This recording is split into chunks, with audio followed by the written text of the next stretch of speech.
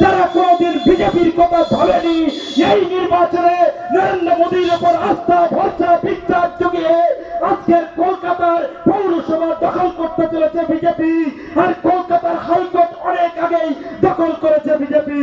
আমরা শুধু আপনাদের কাছে বলতে চাই, এই নির্বাচনের ঠিক পরেই আপনাদেরই নেতা, আপনাদেরই মন্ত্রী ববি হাকিম তিনি প্রকাশ্যে সভায় বলছে, বাংলা ভারতবর্ষে যারা ইসলাম নিয়ে জন্মগ্রহণ করেনি তারা দুর্ভাগ্য, তাদের দুর্ভাগ্য, তারা ইসলাম নিয়ে জন্মগ্রহণ করেননি, তাদেরকে দাওয়াত দিচ্ছে, তাদেরকে আহ্বান জানাচ্ছে ইসলামে। আমি সেই ফিরহাদ হাকিমকে আর এই এলাকার তৃণমূল নেতাদেরকে বলতে চাই, ভারতবর্ষ এমন একটা ভারতবর্ষের মাটি, এমন এক পবিত্র মাটি, এই ভারতবর্ষের মাটিতে ভগবান শ্রী চৈতন্য মহাপ্রভু জন্মগ্রহণ করেছে, এই ভারতবর্ষের মাটিতে ভগবান কৃষ্ণ জন্মগ্রহণ করেছে, এই ভারতবর্ষের মাটিতে ভগবান শ্রী রামচন্দ্র জন্মগ্রহণ করেছে। আমার অনেক জন্মের পুণ্যের ফল, তাই ভারতবর্ষের জন্মগ্রহণ করতে পেরেছি আর হিন্দু হিসেবে জন্মগ্রহণ করতে পেরেছি, এটাই আমার গর্ব, এটাই আমার গর্ব। আর শির দেবো বই সার দেবো না। তুমি একের পর এক আক্রমণ নামিয়ে এনেছো, রাত জেহাদের শিকার হয়েছে লক্ষ লক্ষ হিন্দু মা বোন, একের পর এক হিন্দু পরিবারের উপর নির্যাতন নামিয়ে এনেছো। তারপরে বিজেপির কার্যকর্তারা বলছে শির দেবো বই সার দেবো না। হিন্দুত্বকে বুকে রেখে সারা বাংলায় হিন্দুত্বের সরকার হবে, আর নরেন্দ্র মোদীজির নেতৃত্বে, শুভেন্দু অধিকারীর নেতৃত্বে বাংলার মাটিতে হিন্দুত্বের সরকার করবে, এটা বিজেপি দায়িত্ব নিয়ে বলছে। আর সেদিন ববি হাকিম তুমি বন্ধু কোথায় যাবে?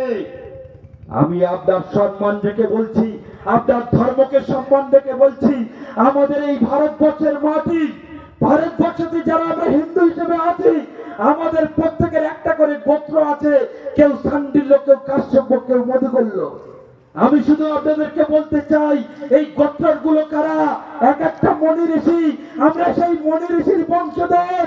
আর এই ভারতবর্ষের মণি ঋষিদের দেশ, এটা আধ্যাত্মিকের দেশ, তাই ভগবান নিজেই এই ভারতবর্ষের জন্মগ্রহণ করেছে। আর সেই ভারতবর্ষের মাটিতে দাঁড়িয়ে তুমি বলছো যারা ইসলাম নিয়ে জন্মগ্রহণ করেনি তাদের দুর্ভাগ্য। এই নেতার নেতৃত্বে বাংলা আজকে চলছে। সেদিন ডক্টর শ্যামাপ্রসাদ মুখার্জি যদি 72 সালে বঙ্গভঙ্গ আন্দোলনের সময় পশ্চিম বাংলার 16টা হিন্দু অধ্যুষিত জেলা ছিল, আর সেই হিন্দু অধ্যুষিত 16টা জেলা নিয়ে শ্যামাপ্রসাদ মুখার্জি আন্দোলন করেছিলেন, আমরা ভারতবর্ষের মধ্যে থাকতে চাই, আমরা বাংলাদেশের মধ্যে থাকতে চাই না, আমরা ইসলাম রাষ্ট্রে থাকতে চাই না, আমরা ভারতবর্ষে থাকতে চাই। সেদিন ডক্টর শ্যামাপ্রসাদ মুখার্জি ছিল বলে জ্যোতি বসু মুখ্যমন্ত্রী হতে পেরেছে বাংলায়। সেদিন ডক্টর শ্যামাপ্রসাদ মুখার্জি ছিল বলে বুদ্ধদেব ভট্টাচার্য মুখ্যমন্ত্রী হতে পেরেছে। সেদিন ডক্টর শ্যামাপ্রসাদ বাংলাকে রক্ষা করেছিল বলে আজকের মমতা বন্দ্যোপাধ্যায় মুখ্যমন্ত্রী হতে পেরেছে। নাহলে এখন ছাকিনা হাকিনাদের রাজত্ব চলছে বন্ধু। তোমার নেতাগিরি করা আর এই তৃণমূলের চামচাগিরি করা থাকতো না, এটা ইসলাম রাষ্ট্র হয়ে যেত যদি বিজেপির প্রতিষ্ঠাতা ডক্টর শ্যামাপ্রসাদ মুখার্জি না থাকতো। আজকে সেই বাংলায় দাঁড়িয়ে ডক্টর শ্যামাপ্রসাদজির ভক্ত, ডক্টর শ্যামাপ্রসাদজির আদর্শ মাথায় নিয়ে যারা দিকে দিকে ছড়িয়ে দিচ্ছে, তাদের একের পর এক সন্ত্রাস নামিয়ে আনছে বন্ধু।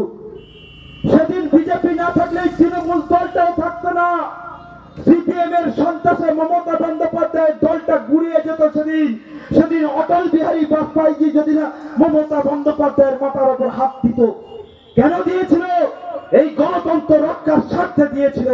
আর সেই গণতন্ত্র তোমার হাতে শেষ হচ্ছে বন্ধু। আজকে যদি বিজেপি করেন, আপনার পুকুরে বিষ পড়বে, আপনার ঘরটা ভাঙা হবে, আপনার ছেলে যদি কোথাও কাজ করে সেখানে কাজ বন্ধ হয়ে যাবে, শুধু বিজেপি করার অপরাধে। তার দলিল আছে, তার রেকর্ড আছে, তার জায়গাতে চাষ করতে দেওয়া হবে না, কারণ শুধু বিজেপিটা করে। এই তৃণমূলের নোংরা রাজনীতি অবসান ঘটবে বন্ধু। ভারতীয় জনতা পার্টি আশ্বাস বিশ্বাস জানাচ্ছে। আমি আপনাদের কাছে বলতে চাই, যারা আজকের আইনের শাসন প্রতিষ্ঠা করার জন্য ওই খাকি উর্দি পরে থানায় চাকরি করছে, তারা আজকে তৃণমূলের দালাল হয়ে গিয়েছে। যারা আজকে সাব ইন্সপেক্টর, তারা যেন একটা অঞ্চলের অঞ্চল সভাপতি, যিনি ওই থানার ওসি, তিনি যেন এই ব্লকের সভাপতি তৃণমূল কংগ্রেসে। তাদের এমন ভূমিকা, তাদের উপর দায়িত্ব বাংলার গণতন্ত্র রক্ষার, তাদের উপর দায়িত্ব বাংলার যে কোনো রাজনৈতিক দল তার সভা সমিতি করার অধিকার আছে, তার দলীয় সিম্বলে গণতান্ত্রিক ভাবে নির্বাচনে লড়াই করার অধিকার আছে। সেই অধিকার যখন তৃণমূল কংগ্রেস খর্ব করছে, তখন এই থানার পুলিশ সেই তৃণমূলের দালালি করছে। বন্ধু, আমি সেই সব পুলিশদের বাড়িতে যে ছোট ছোট ছেলে মেয়ে আছে, তাদের দেখে খুব দুঃখ হয়। পুলিশদের বাড়িতে যে ছেলে মেয়ে আছে, তাদের দেখে দুঃখ হয়।